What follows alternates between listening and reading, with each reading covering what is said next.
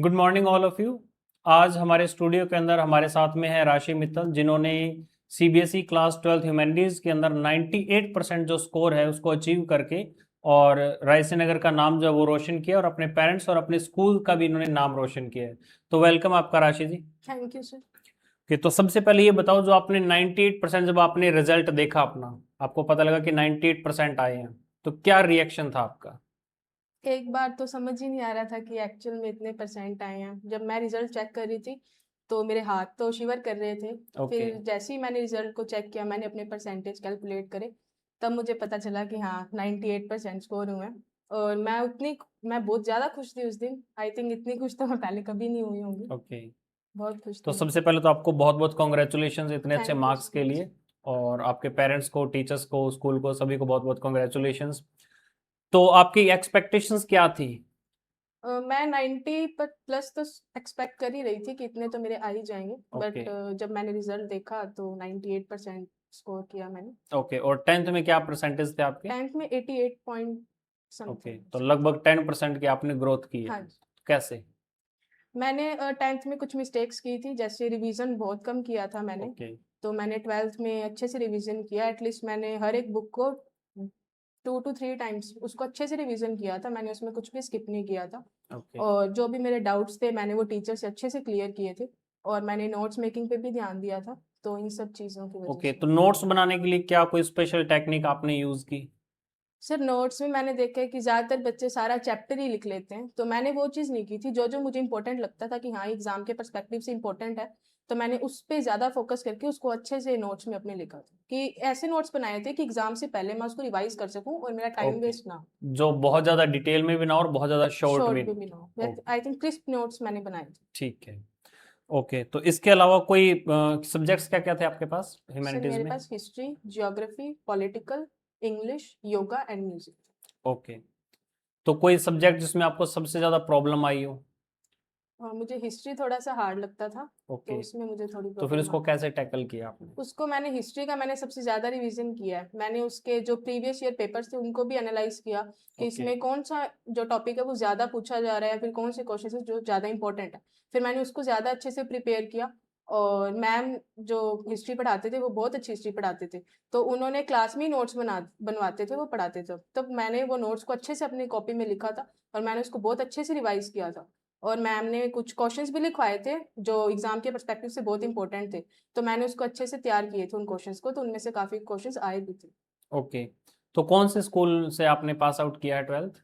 Vivekananda memorial public school. Okay, VMPS है ना? हाँ जी। ओके, तो कैसा है स्कूल का आपका सिस्टम, स्टडी वगैरह और स्पोर्ट्स वगैरह में? स्कूल का सिस्टम तो सर बहुत अच्छा है। आई ओके। थिंक मेरी लाइफ का तो बेस्ट स्कूल है ये। ओके। स्पोर्ट्स में हमारा स्कूल बहुत अच्छा है। आई थिंक उसने काफ़ी सारी ट्रॉफीज भी जीती। स्पोर्ट्स में तो बहुत आगे है हमारा स्कूल।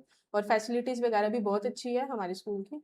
ओके, ओवरऑल बहुत अच्छा स्कूल। तो ओवरऑल कहीं भी मतलब अगर कोई भी स्टूडेंट है तो उसको कहीं पे कोई भी दिक्कत नहीं आती है? नहीं आती। ओके। ओके, चलो ये बहुत अच्छी चीज़ है स्कूल की। और मतलब जो आपने परसेंटेज जो लिए हैं, तो इसमें आपके जो टीचर्स हैं स्कूल के, उनका बहुत बड़ा कंट्रीब्यूशन बहुत रहा। इंपॉर्टेंट रोल रहा है सर उनका। ओके। Okay, that's great. तो आगे अब 12th के बाद आपकी क्या प्लानिंग्स हैं? सर मैं आगे भी ग्रेजुएशन के साथ साथ सिविल सर्विसेज की तैयारी करूँ। Okay, that's great.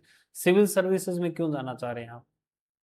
सर क्योंकि मेरा बचपन से यही ड्रीम था कि मैं सिविल सर्विसेज में ही जाऊंगी। और जब मेरी मासी जो अभी आरटीएस है, आरएएस ओके। ऑफिसर है, हाँ जी। तो उनसे मुझे हमेशा मोटिवेशन मिलती रही है कि अच्छा ही है फील्ड, बहुत अच्छी फील्ड है। और तो इसीलिए मैं उसमें जाना चाहती हूँ। ओके, तो इसके लिए कोई स्पेशल प्रिपरेशन आपने अभी से स्टार्ट की है? हाँ हाँ जी सर, मैंने अभी एनसीईआरटीज पढ़नी स्टार्ट कर दी है। खुद से ही मैं एनसीईआरटीज कवर करती हूँ। ओके। फिर धीरे धीरे मैं अपनी प्रिपरेशन को नेक्स्ट लेवल पे। ओके, तो आगे कॉलेज जो है ग्रेजुएशन के लिए फिर वो क्या डिसाइड किया? सर वो अभी मैं सोच रही हूँ कि मुझे कौन सा लेना ओके, बाकी। सीयूटी का दिया है एग्जाम? नो। नहीं दिया। ओके, तो कॉलेज अभी फाइनल नहीं किया यस। आपने। इसके अलावा हॉबीज क्या हैं आपकी? सर मेरी हॉबीज है सॉन्ग सुनना। ओके। यही एक हॉबी है सर। बाकी बुक्स भी रीडिंग कर लेती हूँ। ठीक है। सब्जेक्ट बुक्स के अलावा कोई एडिशनल बुक जो आपको अच्छी लगी हो, आपने पढ़ी हो? No sir. नहीं। ओके, इसके अलावा कोई और आपने कोई प्रॉब्लम्स फेस किए हो? जैसे कई बार क्या होता है, स्टूडेंट्स जो सबसे बड़ी मिस्टेक करते हैं कि उनको नोट्स नहीं बनाने आते, तो उसमें आप बच्चों को क्या एडवाइस दोगे जो आपके जूनियर्स हैं?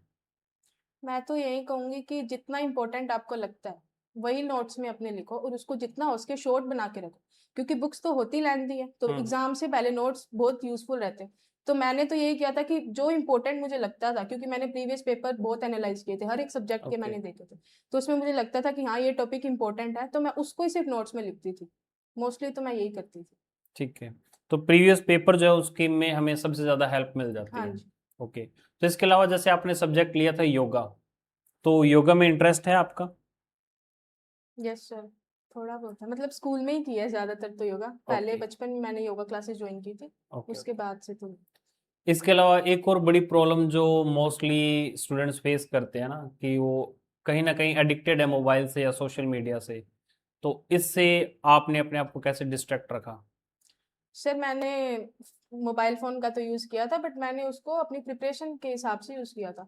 जैसे मैं यूट्यूब पे कुछ वीडियोस देख लेती थी, अगर मुझे चैप्टर नहीं समझ में आता था तो गूगल पे मैंने प्रीवियस ईयर पेपर्स को देखा था। उसके अलावा सिर्फ मैंने फ़ोन का बहुत कम यूज़ किया था। ऐसे सोशल मीडिया तो मैंने बिल्कुल यूज़ नहीं किया था उसमें। Okay, that's great. But mostly बच्चे आज के टाइम पे ऐसा कर नहीं पा रहे, वो सोशल मीडिया कुछ ज़्यादा यूज़ कर रहे हैं। तो कोई एडवाइस उन बच्चों को कि सोशल मीडिया से दूर कैसे रह सकते हैं वो?